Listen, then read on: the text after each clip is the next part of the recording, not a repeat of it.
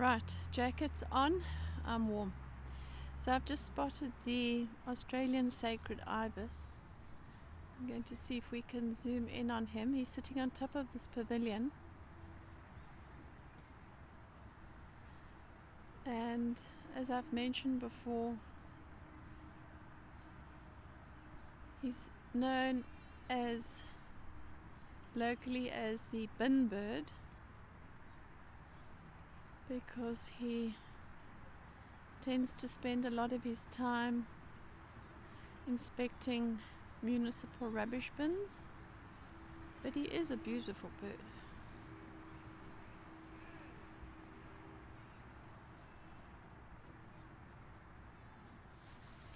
So, right, let's get our wriggle on.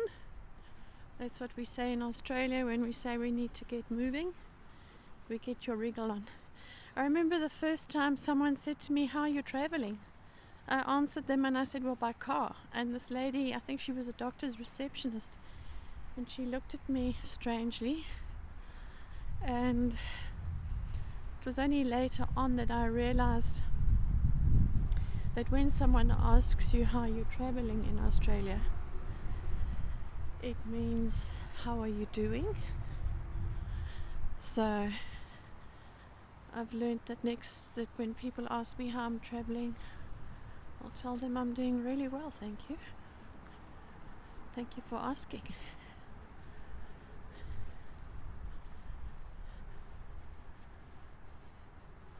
So I'm heading back over the bridge. We'll see if we can find any more beautiful birds. So this area is home to 3 threatened species of birds: the northern spotted owl, the western snowy plover, and the marbled morillette, which is a little seabird. And then there's an endangered bird, which is the short-tailed albatross. I don't think I've ever seen an albatross. Anyway, we were very lucky to spot those yellow-tailed black cockatoos. That was wonderful.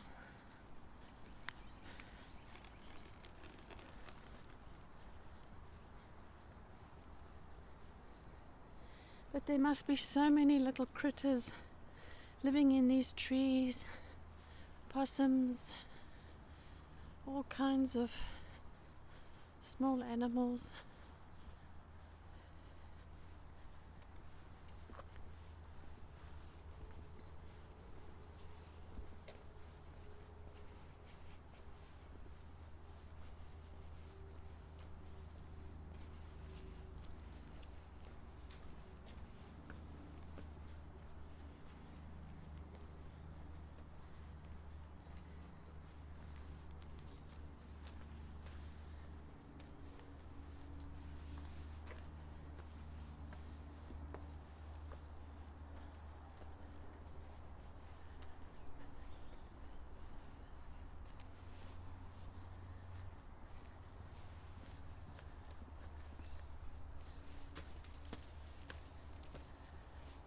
Ah, there's a Maggie. What are you looking for, Maggie? Let's see if we can zoom in on you.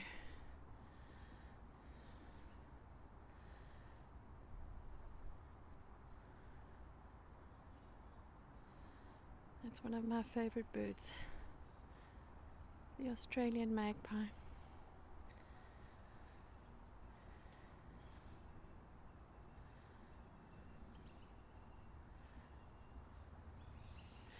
We had a magpie when we were living in Melbourne, and we found him as a very young bird, and he had a crippled foot, or it looked like a broken leg. And we started feeding him oats and mince, which apparently is not that good for them. And then we bought something called Wambaroo, which is a special bird mix. and we named him Jackie. And I know I have a video somewhere of Jackie. I'll see if I can find it and maybe put it on. And Jackie would come to us, so many times during the day, and we would feed him on our balcony. But we realized that he wasn't going to survive on his own, so we had to set up a trap for him,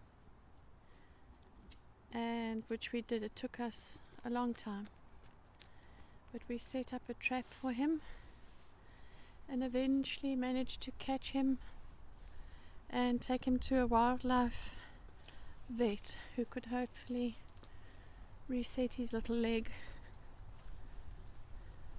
But Jackie was a beautiful little fellow. Hello. Hello.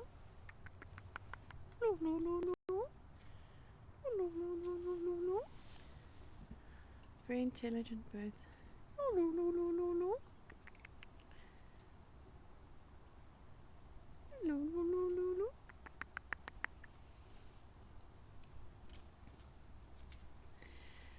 The magpies get quite a bad reputation during nesting season because they tend to swoop on people who are approaching their nests. And you'll see a lot of people in Melbourne, a lot of cyclists. Oh, look at us, we're very busy. I wondered what that noise was. Let me see if I can zoom in on this fellow. We're busy stripping. Oops, too much. Come on, where are you? There you are. He's busy stripping something in the tree. That's not a magpie, that looks like a currawong. So these are all family of the corvids or crows, I think. Very, very intelligent birds. Yeah, I think that's a currawong. That's not a magpie. They look very similar. They make the most beautiful sound. So what are you doing, fellow? He's trying to break something open. These birds use things as tools. So maybe he's trying to break a piece off of this bark to go and use somewhere else. Okay, well, that was fun.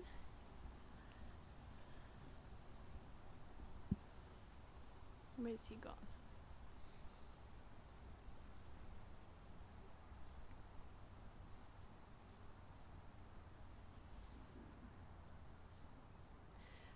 So I was talking to you about the magpies. So what happens in nesting season, the maggies tend to swoop people, and a lot of the cyclists in Melbourne put cable ties on top of their helmets to try and prevent the magpies from dive bombing them, because they can actually injure you quite badly. So I've just spotted this hive. I think they look like native Australian bees, wild bees.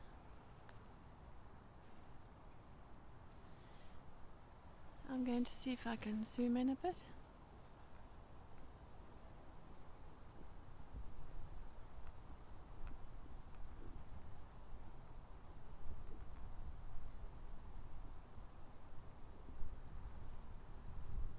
Look at all that honeycomb. So there's been a huge issue in New South Wales, which is the state we live in. Our normal bee population has been attacked by a varroa mite, V-A-R-R-O-A, varroa mite, which is a mite that actually attacks bees, and it causes absolute devastation in a hive.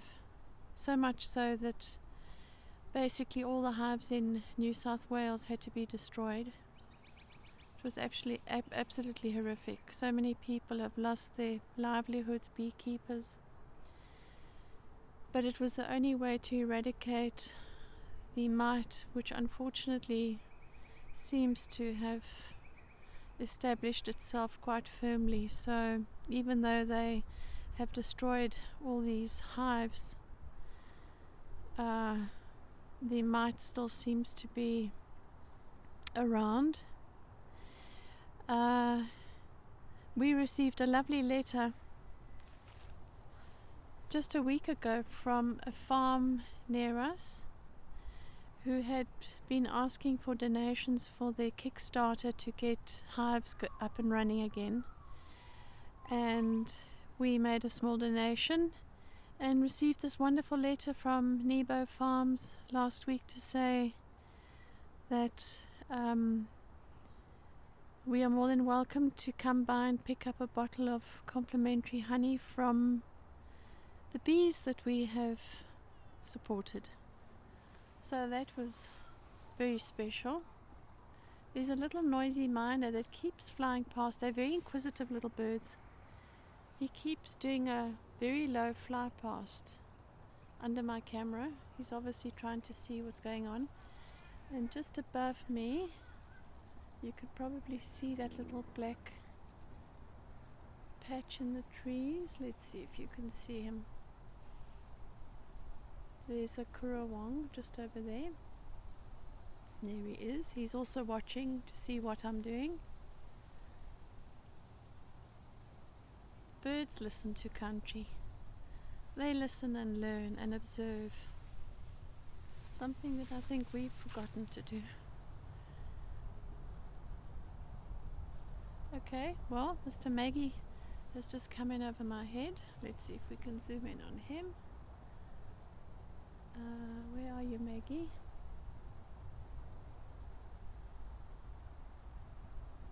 He should be there. There he is. He came in right over my head. As I said, very inquisitive birds. So, alright, well, let's walk along and see if we can get to the sundial. Although it seems like the sun is... Ah, here we are. What was I saying about nosy parkers? He says, what on earth are you doing? And why do you have that beautiful fuzzy thing on your microphone? It looks like something I can eat. Hello,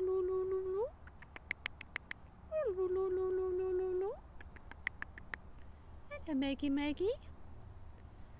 Hello, Maggie Maggie. Okay, well, that's a female Maggie. She's got grey on the back of her head in the white. Let's see what she can catch.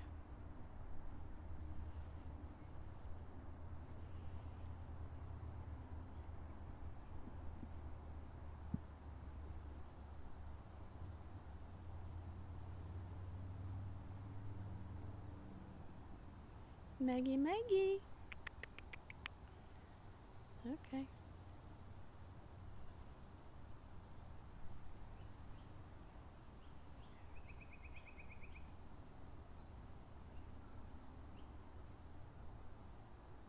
Oh, picking up a leaf.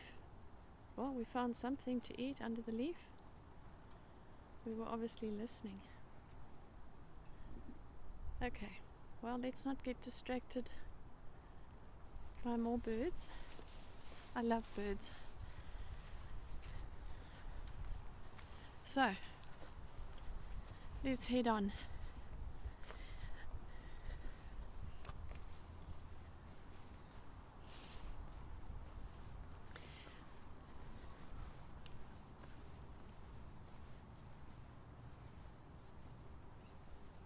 It's beautiful.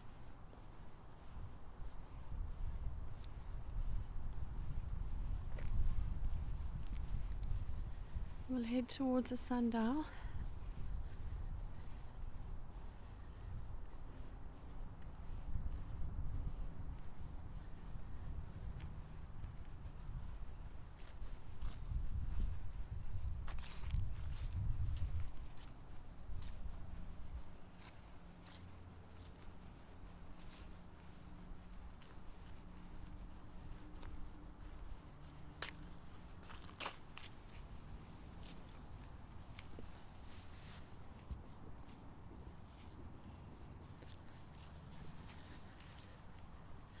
see what else we can see. So this particular area, there are a lot of foreigners here. Well, I suppose we're foreigners, we're from Africa, but there's a lot of Chinese, Japanese, a lot of Asian people. Makes me think so much of our time overseas in China and Thailand.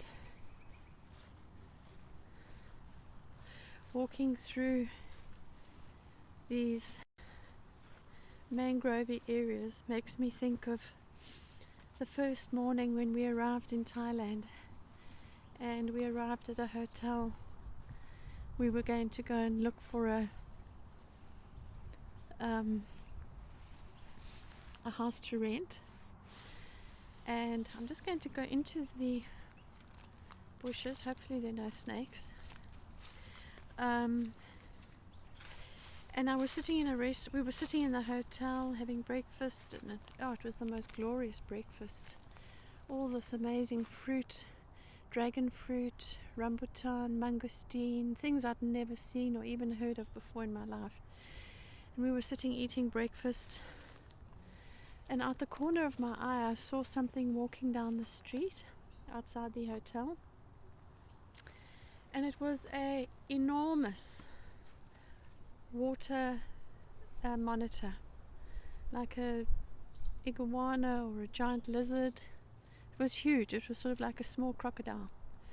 And there he was, trundling down the road, walking past all the many food barrows, and his little tongue darting in and out.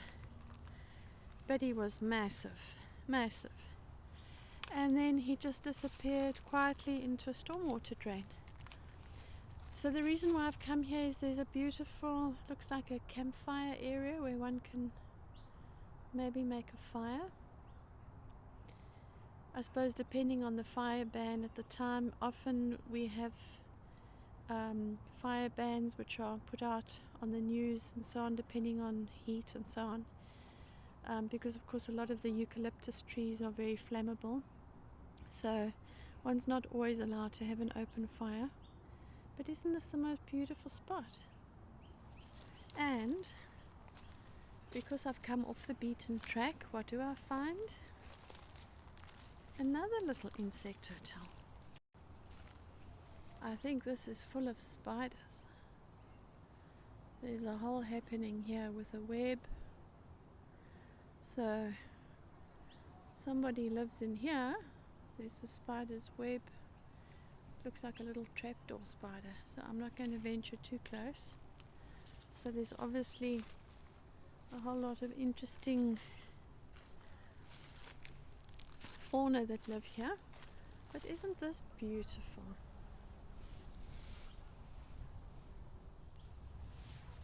That beats a fire pit any day. Right, well, let's continue through the bushes. As I say, hopefully there are no snakes. So I'm keeping my eye on the ground, because as you know, Australia is renowned for its snakes and spiders, neither of which I'm partial to. So let's carry on with our intrepid exploring.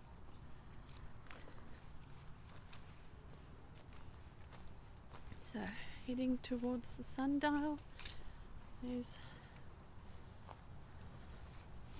a lovely view.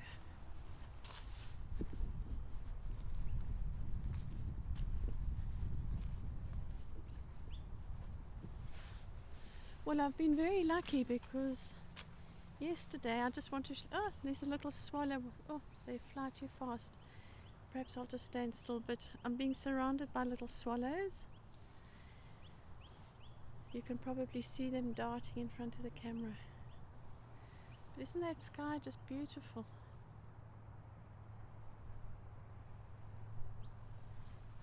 Okay, they're skimming over the grass like Mr.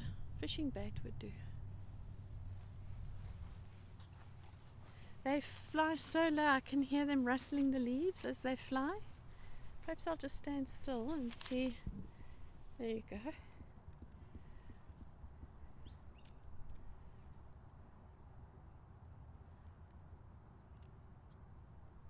They fly so fast you can't even see them.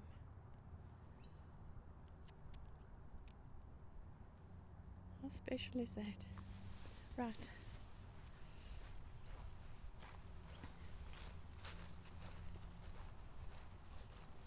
So, Thailand was a wonderful experience.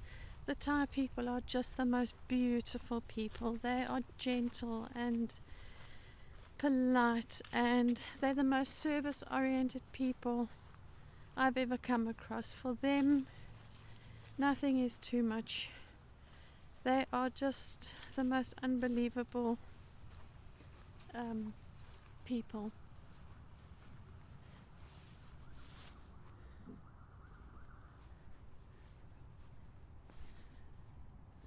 Let's just see what we can do here.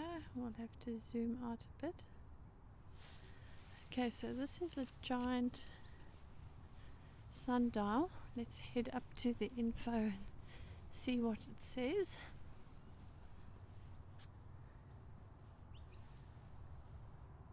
Okay. It's all very scientific, talking about the axis of the Earth and Earth's longitude. Okay, well, we'll just appreciate the art. And seeing as there's no sun today, oh, look at those beautiful, I don't know if you can see them.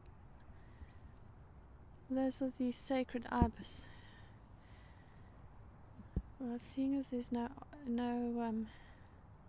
sun today, we'll just have to appreciate the art. But I'm so happy to have you with me, just enjoying nature, listening to country. We're listening to country together. And when one is quiet and listening to country, you get feelings and you think, well, I think I need to go in here, or I think I need to do this. And when you follow your instinct, inevitably it takes you to something special, just like that little patch of logs that we found.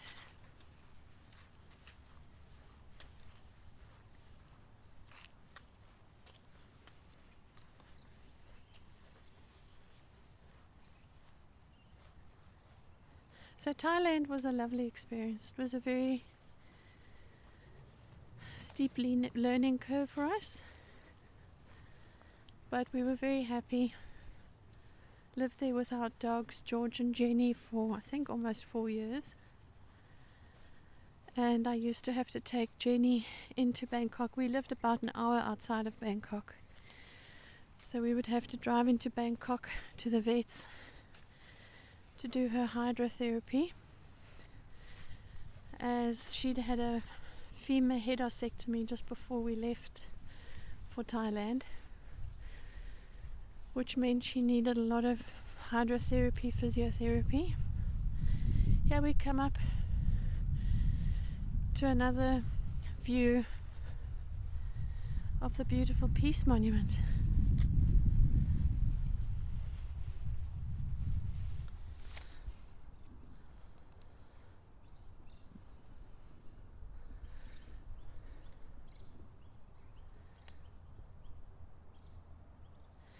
So Jenny would go in for hydrotherapy probably twice a week. And the vets in Thailand were lovely. In Bangkok it was a big outing.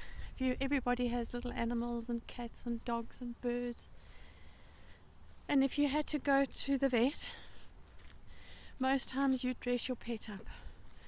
So when you arrived at the veterinary practice, you'd see dogs in Superman outfits and little doggies in ballet outfits, and it was a big outing. And the dogs weren't sitting on the floor. The dogs would all sit on a chair next to their owner, and it it was just such a lovely experience.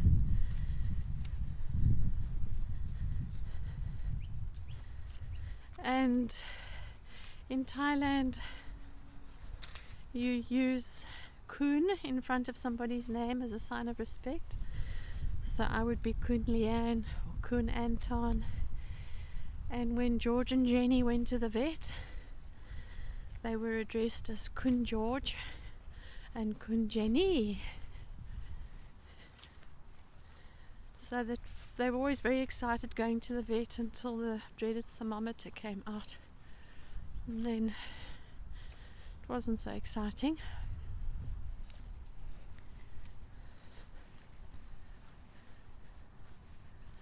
So something that I forgot to mention about the steel sculpture is you'll see the first two installations, which are Moon and Peace, are much closer together than this third one, which is now closest to me. And from the front it says Peace, Moon and Between, and from the back the front installation says Earth, Space and Beyond. So let's just take a moment to look at that. It's actually really beautiful. So you can see the distance between the first two and the third is quite a lot bigger.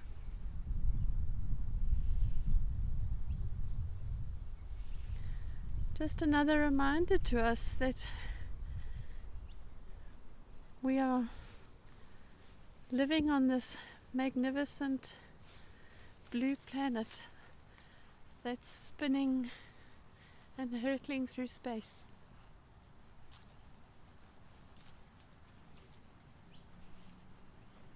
And hopefully one day these beautiful bells will be able to ring out across the earth when there is peace.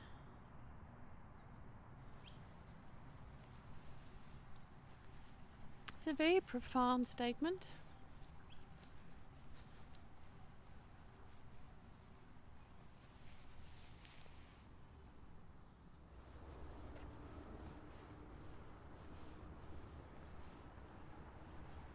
This is a little bit of a wetland, bird life in the fishway.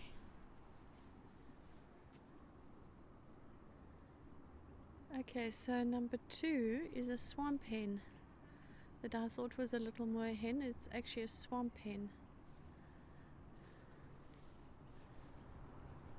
Powell's Creek Fishway.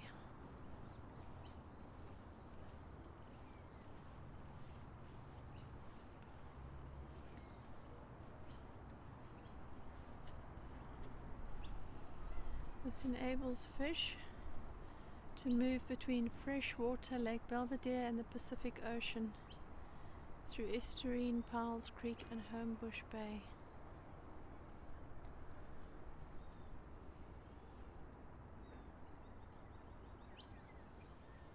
Okay.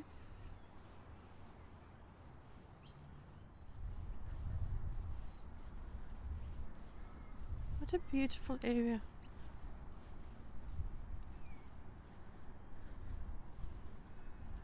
There are a lot of birds over on that little island. I'm sure that's where the black-tailed cockatoos are. I've had to switch back on because I can't resist this beautiful avenue of trees.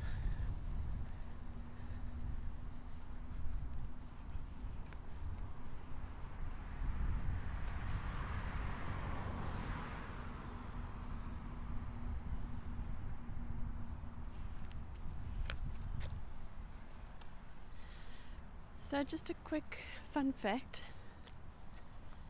Of the 640 hectares that make up this Sydney Olympic Park, there is probably 430 hectares of it is green space and parkland. It's made up of mangrove forests, salt marsh meadows, swamp oak forests, mud flats, and tidal waters.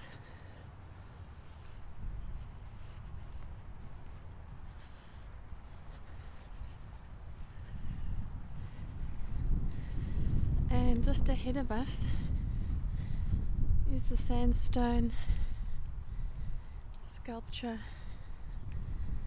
I want to show you. There's our Airbnb through the trees.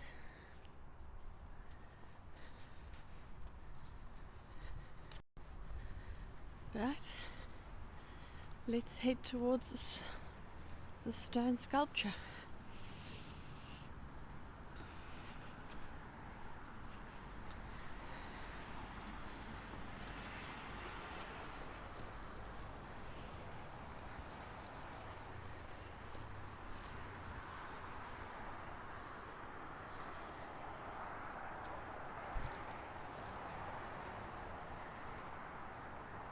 I'll explain it in a minute.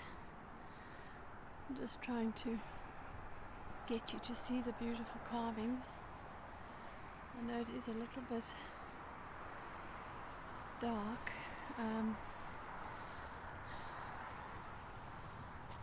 It was presented to the city of Sydney by the Persian Cultural Foundation, and it is a sculpture of Cyrus, the king of Persia. He was founder of the Persian Empire in 550 BC. He was the creator of the first and largest multicultural society in the history of mankind, ruled with respect for human dignity and justice based on the universal righteous order, issued the first Declaration of Human Rights in 538 BC, liberated Jews and others from captivity in Babylon, granted religious, linguistic and cultural freedom to all people, established the first federal system based on the autonomy of all states. I am Cyrus. Isn't that beautiful?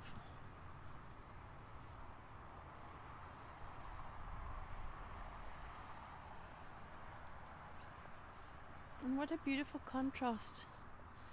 This great king from 550 BC standing in front of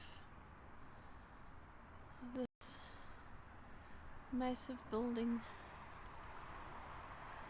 the Opal Tower. But what a legacy to leave. What a great man. Makes me think again of the metal sculptures and the bells that will ring when we have peace in our time. If only we could follow these ideas of the great Cyrus, ruling with respect, human dignity and justice based on the universal righteous order, and human rights, basic human rights. Well, on that very auspicious note, I hope my little fuzzball has worked its magic and removed some of the sound of the wind. And I thank you for coming with me into this beautiful, beautiful park. As I say goodbye, the little dogs are running around the dog park. Children are playing in the playground. And it's just a beautiful moment in time, just an ordinary life, but so extraordinary in its ordinariness. if one can just take a moment to listen, as Bangu says.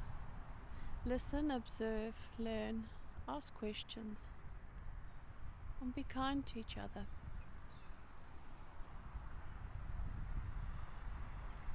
Thank you for joining me. I send you lots of love from Sydney's beautiful bicentennial Olympic Park. Much love.